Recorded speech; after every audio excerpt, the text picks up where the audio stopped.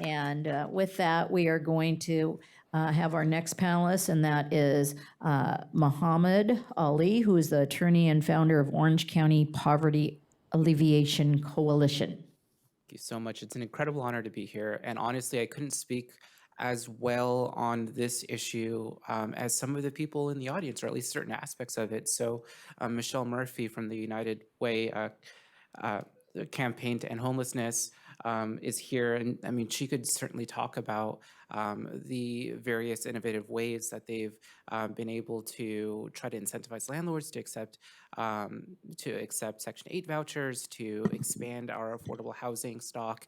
In general, Cesar Covarrubias is here from the Kennedy Commission. He can certainly speak to the legal advocacy, challenging cities' compliance with the other SB2, various lawsuits that have been brought by Kennedy Commission, various advocacy as well in terms of legislative advocacy. We also have advocates from the Housing is a Human Right, Orange County. So, I mean, we have individuals here, Pat, David, my good friend Rebecca is here. We have, people that can definitely speak to the grassroots advocacy as well, on this issue. But I wanted to really focus on what is innovative and what isn't really being talked about. And I wanted to kind of begin with the familiar principle of the 80-20 principle, and start with this notion that maybe it's the case that 20% of the population are really giving the other 80% this stigma of causing problems, of fueling crime, of being the addicts, of being people that aren't worth our help, or people that if we do try to help, if we do try to build shelters, if we do try to build housing in our communities, they're going to create all of these impacts in our communities. We can't build shelters too close to schools. We can't build shelters too close to homes that will impact their property values because of the crime that's associated with this homelessness population. And this stigma, I think, is a reason why we have all this money that is available and all these great programs that are available,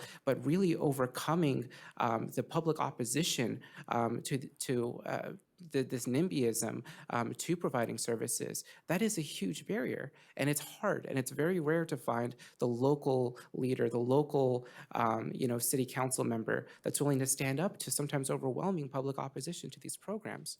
So starting with this notion that maybe it's time to focus on that 20% and really start to truly understand their issues. Yes, we do have this issue of drug addiction that's really prevalent among this population, but why do we have that problem? Why is there an opiate crisis?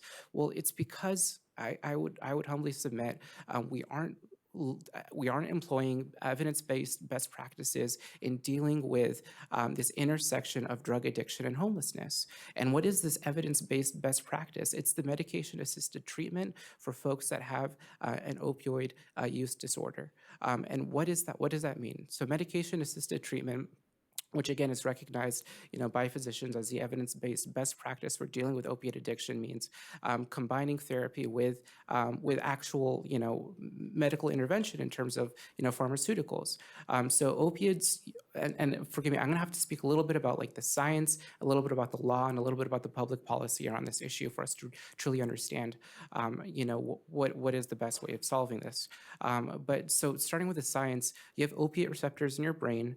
And your brain actually produces endogenous morphine. So it's a naturally produced chemical in your brain. You produce endogenous morphine or endorphin in order to calm your body down, in order to numb pain when there's been an injury, so you're not freaking out when you break your leg or you have an injury. So you have these opiate receptors in your brain, and you have obviously opiates which act on the opiate receptors, which it's used for pain treatment, and we have to understand that these are importantly, these are important medications used, appropriately. And we shouldn't stigmatize people that actually need, pain medication. But at the same time, obviously, it has these effects of, increasing tolerance and creating this condition of addiction. And unfortunately, when you have doctors that are being lobbied by the pharmaceutical industry to overly prescribe, the opioid crisis, now we see, prosecutions against, the Sackler family and prosecutions against, the pharmaceutical industry for essentially creating, this opioid epidemic. We do have the effects of that locally, and we are seeing this, affecting folks in Orange County. We do have an opioid crisis in Orange County, and I know that Assemblywoman Cotty Petrie-Norris is focusing on this in Costa Mesa. We're trying to deal with the fact that there are perhaps irresponsible sober living homes and people that are essentially gaming the insurance industry in order to bilk as much money out of insurance policies without actually fixing this the condition of opioid addiction that people are experiencing, and they're not using evidence-based best practices. So medication-assisted treatment uses a couple of different drugs in order to either bind to the opioid receptors as an antagonist. So buprenorphine is an opioid antagonist, which means that if you're on a drug called buprenorphine, you will not be able to get high.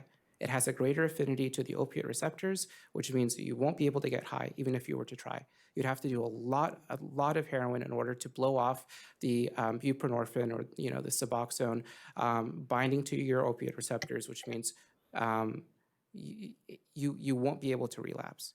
So, and if you get somebody on this drug called buprenorphine, you are able to essentially get them out of this condition of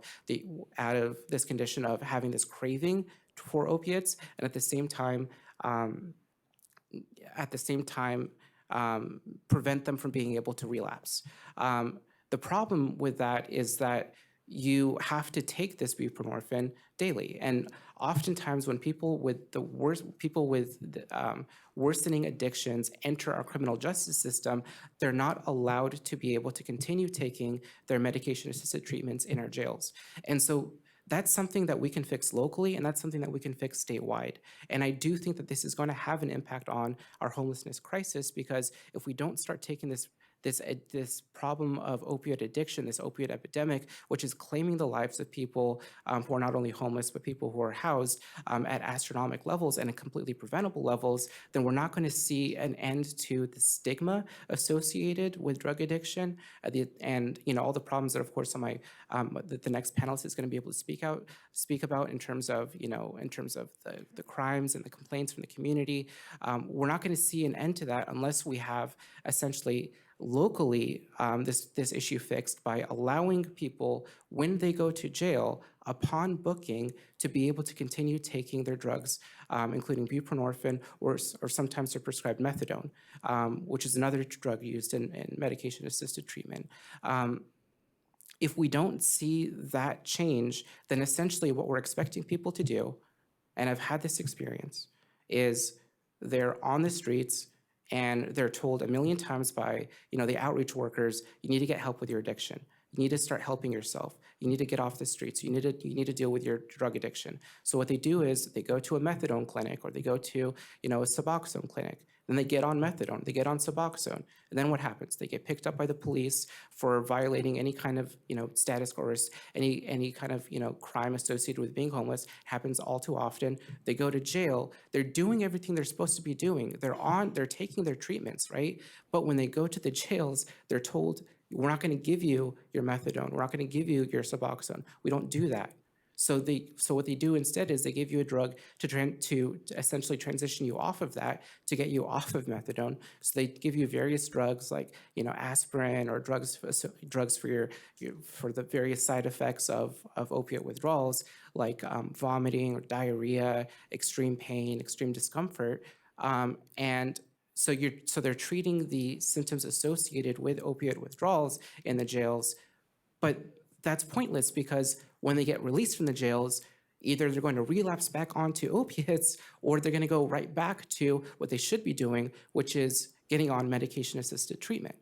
So this is an issue that needs to stop. And currently in jails in Orange County, we we recognize that people who are pregnant and on methadone should be continued on their methadone treatment because we don't want to put their fetuses into withdrawal and essentially cause them to miscarry. So women who are pregnant are actually immediately upon booking allowed to continue taking methadone. However, that's not the case with every other inmate upon booking. So that needs to change locally, and I think that needs to change statewide. And so I basically did have a memorandum that I laid out all these issues. A recent, case where in the First Circuit, the federal First Circuit Court said that this essentially violates the Americans with Disabilities Act to disparately treat people with different disorders this way in jails. So that's the law in the First Circuit. That case, the Aris-Duke County case, Smith v. Aris-Duke County, that needs to be codified locally. There needs to be legislation passed in California, and that needs to be codified statewide, and that needs to be fixed locally as well.